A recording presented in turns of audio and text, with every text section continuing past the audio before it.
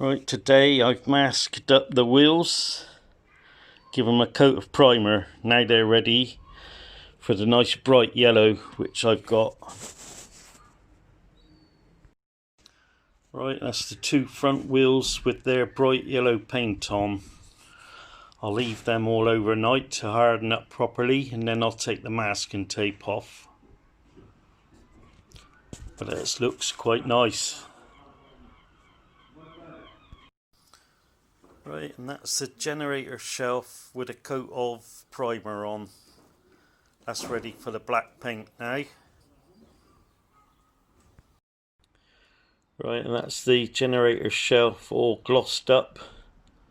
That as well I'll leave all night and let it harden up. I can get that riveted on tomorrow. Right, that's the two wheels with all the masking tape off.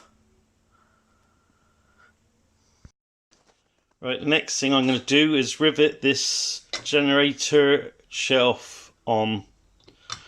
I got 7 countersunk rivets to go on there, and then there's 2 round head rivets there and there, both sides. I've put the axle together.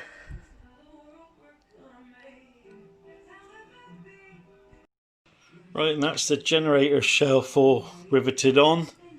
I've touched the paint up on there, look. I've got to do the rivet heads later on.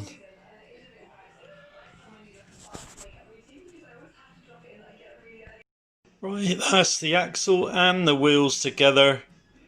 That's looking good. That's the nameplate on the front. It's really coming together.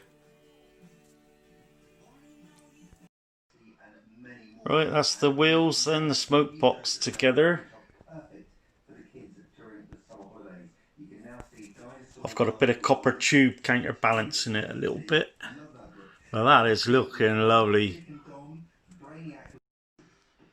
I didn't quite have enough weight on the back end to counterbalance that, so I've had to prop the front up.